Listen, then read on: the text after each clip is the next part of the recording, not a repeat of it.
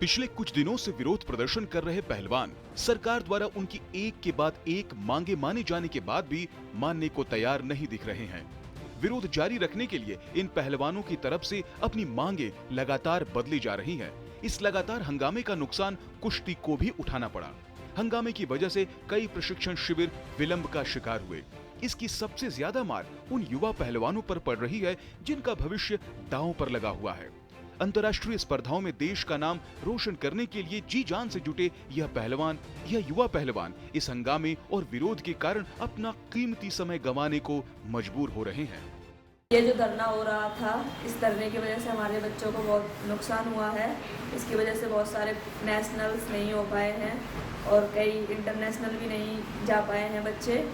और जो हमारी सरकार है वो हमेशा हमें सपोर्ट करती है, चाहे वो ट्रेनिंग को लेके हो, चाहे वो रिकवरी को लेके हो, चाहे ये हमारी डाइट को लेके हो, चाहे विदेशों में ट्रेनिंग को लेके हो, चाहे इंटरनेशनल कॉम्पिटिशन्स को लेके हो। मैं खुद पिछले साल 6 बार इंटरनेशनल लेवल पे खेलने गई थी। पहले ऐसे होता था कि एक बार भी टीम जाती थी मुश्किल से, वो भी एयरपोर्ट से वापस आ जाती थी। अब ऐसा कुछ भी नहीं है। हमारी सरकार हमें हमेशा बहुत सपोर्ट करती है।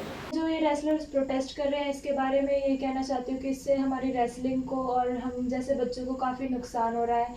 हमने जो मेहनत की थी और जो हम लोगों ने वेट अपना कंट्रोल किया था, वो हमारा सब वेस्ट हो गया जैसे ही इन्होंने रेसलर्स ने प्रोटेस्ट किया, क्योंकि इनकी वजह से हमारे जितने भी टूर्नामेंट्स आने वाले थे वो सारे हमारे कैंसिल हो गए। हम पूरे साल मेहनत करते हैं इन्हीं टूर्नामेंट्स के लिए, लेकिन ये टूर्नामेंट्स कैंसिल हो गए तो हमारी सारी पिछले साल की मेहनत वेस्ट हो गई। विरोध और हंगामा कर रहे पहलवानों के अड़ियल और मनमाने व्यवहार पर लगातार सवाल उठ रहे हैं। हंगामा कर रहे पहलवान मीडिया में यह कहते हुए कई बार सुने गए कि वो अंतर्राष्ट्रीय स्पर्धाओं के लिए अनिवार्य ट्रायल में भाग नहीं लेंगे। निर्धारित नियमों का यह उल्लंघन इनके अहंकार की तरह देखा गया। इतना ही नहीं, जब सुप्रीम कोर्ट ने उचित निर्देश देकर इनकी याचिका का निस्तारण कर दिया और पुलिस ने एफआईआर दर्ज कर ली, तब भी यह नहीं माने और नया पैंतरा अपनाकर न्यायोत्तर समूहों को साथ मिला लिया और अपना हंगामा जारी रखा। नियम कायदों को न मानने का एक और गंभीर प्रदर्शन करते हुए इन पहलवानों ने पहले से घोषित धारा 144 का खुल्ला उल्लंघन किया। इन सभी तथ्यों को देखते हुए सवाल उठ रहे हैं कि क्या इन पहलवानों ने स्वयं को नियम, कानून और संविधान से ऊपर मान लिया है, जबकि उधर इन पहलवानों की हर बात को सरकार ने पहले दिन से गंभीरता से सुना और तुरंत कदम भी उठाए और भारतीय कुश्ती संघ से 72 घंटे के अंदर जवाब तलब किया। इसके बाद भी पहलवानों का विरोध नहीं थमा तो केंद्रीय युवा कार्यक्रम और खेल मंत्री अनुराग ठाकुर ने पहलवानों से देर रात तक 4 घंटे लंबी मुलाकात की और उनकी सभी बातों को सुना। इस मुलाकात के लिए खेल मंत्री विशेष रूप से हिमाचल प्रदेश से दिल्ली आए। पहलवानों ने खेल मंत्री से मांग की कि इस मामले की जांच के लिए स्वतंत्र समिति का गठन किया जाए। सरकार ने मुक्केबाज MC मैरी कॉम की अध्यक्षता में समिति गठित कर दी। समिति के एक सदस्य के नाम पर पहलवानों ने आपत्ति की तो सरकार ने उसे हटाकर पहलवानों की तरफ से बबीता फोगाट को बतौर सदस्य समिति में शामिल कर दिया।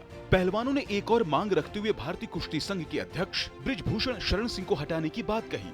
केंद्रीय खेल मंत्री ने इसे भी स्वीकार कर लिया और उन्हें कुश्ती संघ के कामकाज से अलग कर दिया गया।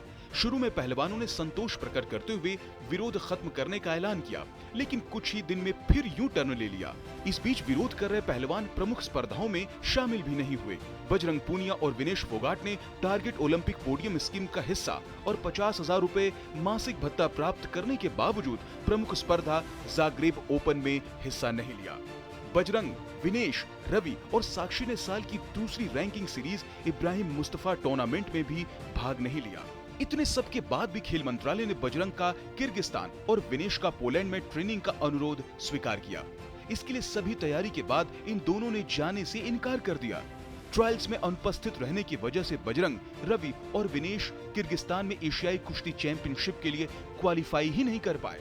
इतना ही नहीं, इस प्रकरण की वजह से भारत को एशिया कुश्ती चैंपियनशिप 2023 की मेजबानी से भी वंचित होना पड़ा। इस बीच जांच समिति ने शिकायतकर्ताओं का पक्ष सुना। समिति ने कुश्ती संघ के अध्यक्ष को भी बुलाया और सवाल जवाब किए। पहलवानों ने जितने भी लोगों के नाम दिए, सभी को बुलाकर उनकी बात सुनी गई।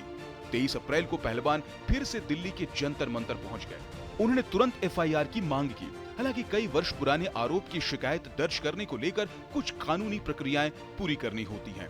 इस बीच मामला सुप्रीम कोर्ट पहुंचा।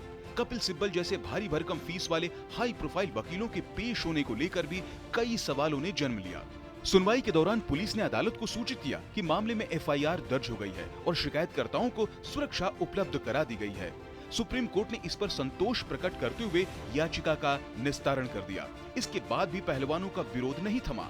उनके प्रदर्शन में आम आदमी पार्टी सहित राजनीतिक दलों और खापों से जुड़े लोगों का आना जाना लगा रहा। उधर भारतीय ओलंपिक संघ ने भारतीय कुश्ती संघ के प्रबंधन के लिए अंतरिम समिति बनाकर 45 दिन में चुनाव कराने का निर्देश दे दिया है। गौरतलब बात यह है कि इस विरोध प्रदर्शन में केवल 4 पहलवान हैं, जिनमें 3 एक ही परिवार से हैं। इनके इस हंगामे के कारण भारतीय कुश्ती ही नहीं, युवा पहलवानों का भविष्य भी अनिश्चितता का शिकार होता जा रहा है। Bureau report, DD news.